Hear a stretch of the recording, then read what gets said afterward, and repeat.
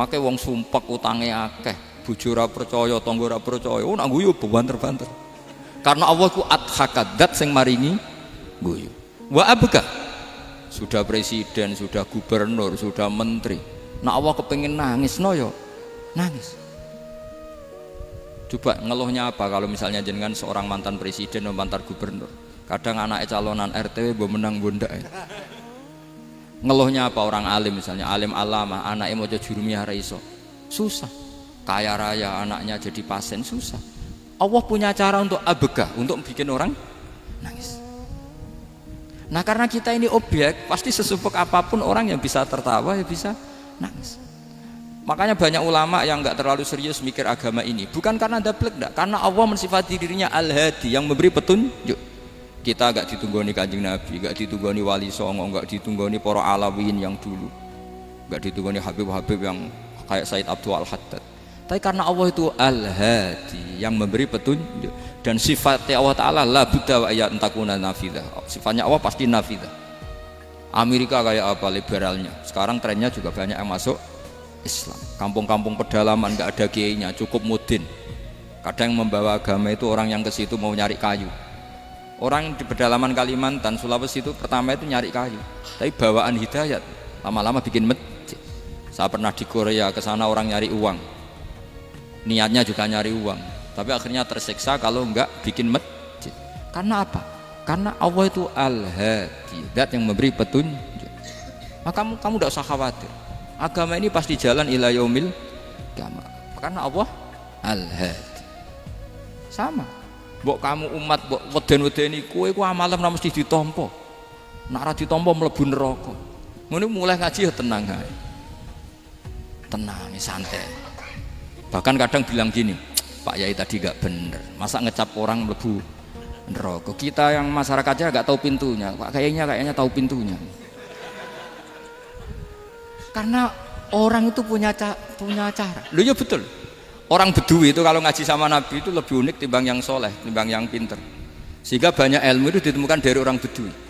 Karena cara berpikir itu aneh. Kalau orang soleh, orang waras kan berpikirnya ada aneh, standar. Jadi orang Bedui itu aneh.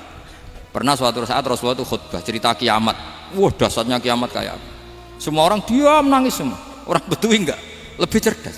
Ini Nabi itu aneh. Cerita kiamat kok udah ada tanggalnya ini gimana? Orang nangis semua karena dahsyatnya kiamat kayak gitu. Bumi dihancurkan, wus kan terus sudah nangis dewi-dewi ya ono yang nangis pabrik banyune macam-macam ya. Ini kalau kiamat gimana ini perjalanan air kemasan saya kan orang mikir mikir dewi-dewi gitu. Tapi ini enggak, orang Bedui cara berpikir tuh enggak, malah ya Rasulullah mata sa'ah engkau itu cerita kiamat tapi enggak jelas tanggalnya. Kalau cerita kiamat ya harus jelas dong kapannya. jadi unik. Jadi cara berpikir sahabat kaget semua loh. Kaget. Karena gak kepikiran. Nabi a'radu itu mengabaikan. Banyak sahabat yang menganalisis lam yasma. Nabi memang gak dengar sehingga mengabaikan. Ada yang analisis lagi sami'a wa kariha. Sebenarnya Nabi dengar itu gak berkenan karena tengah-tengahnya khutbah kok tanya. Tapi si Arabi ini cerdas. Masuk akal kan?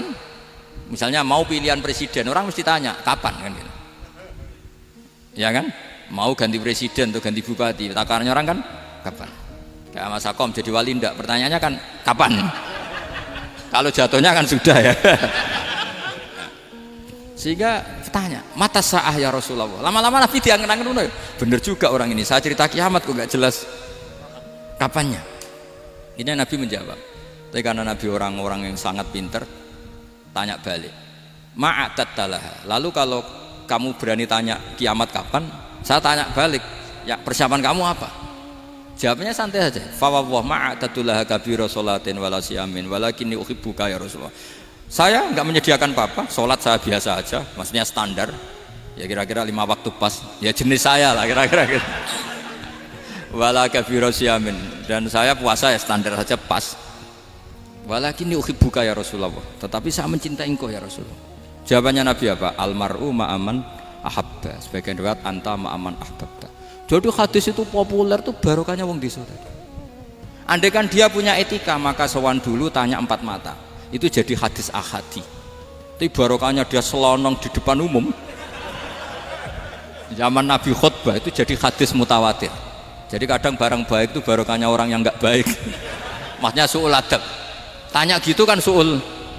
Tapi itu barokah. Akhirnya hadis itu mutawatir karena didengar ribuan sahabat yang mendengarkan khutbahnya Rasulullah.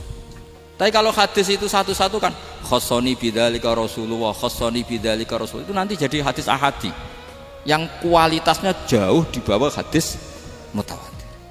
Jadi barokahnya orang su'ul adab itu ya ada. Karena Allah yang mendesain ini.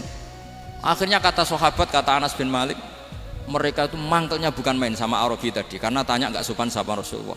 Tapi setelah Nabi jawab almar umma aman ahabba fama farihu bisyai'in farahum bidzalika badal. Mereka tidak pernah senang dengan hadisnya Nabi sesenang riwayat almaru ma'aman ahabba. Barokahnya Arabi.